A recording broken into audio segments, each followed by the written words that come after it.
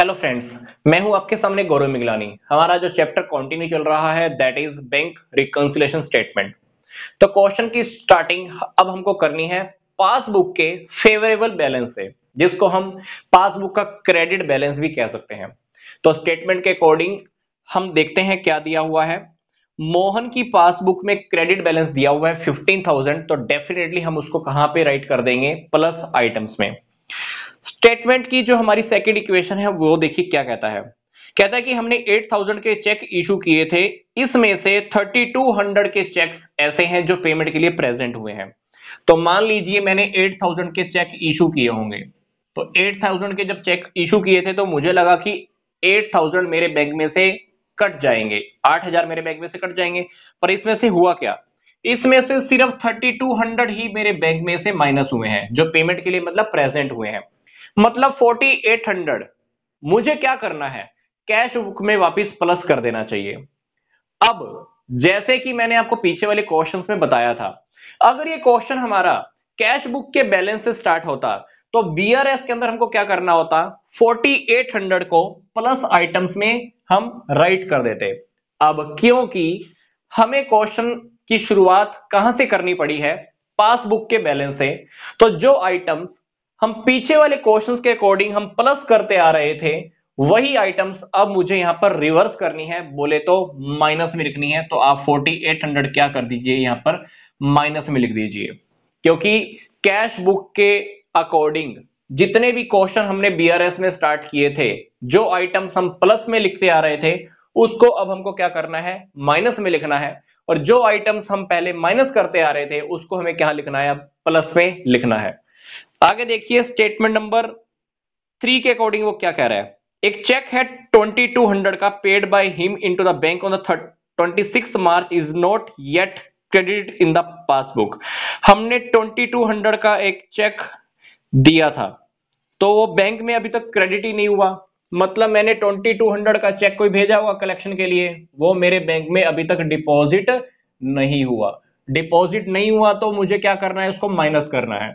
तो माइनस करूंगा तो कहां पर? बीआरएस के अंदर। अगर ये क्वेश्चन हमारा कैश बुक के बैलेंस से स्टार्ट होता तो मेरा ये 2,200 को मैं यहां पे क्या कर देता? माइनस कर देता।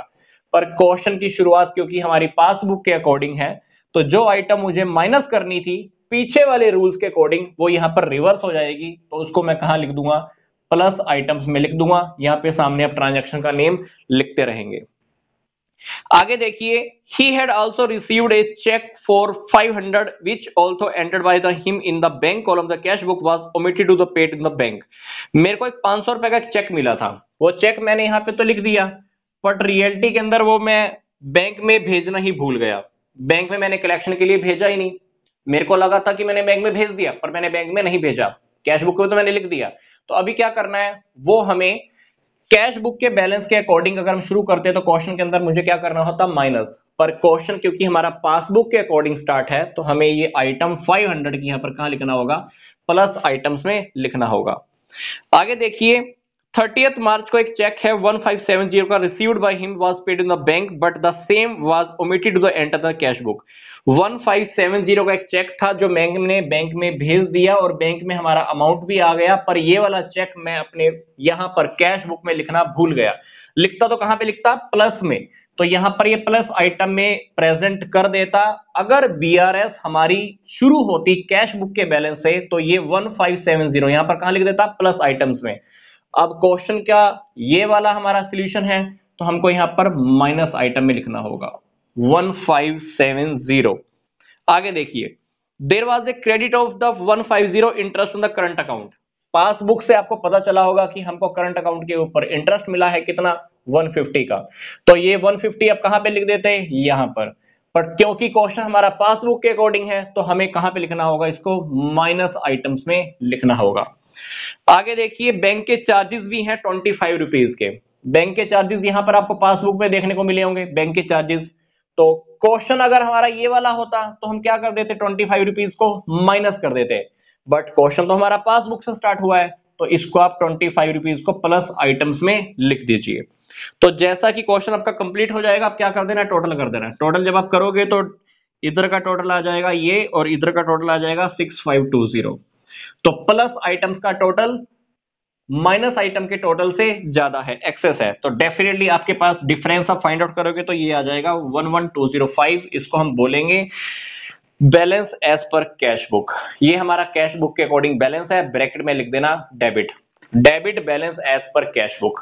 क्वेश्चन की शुरुआत हमने पासबुक से की थी, तो हमारा जो बैलेंस का डिफरेंस आएगा, इस डिफरेंस के आगे क्या लिखेंगे, balance as per cash book.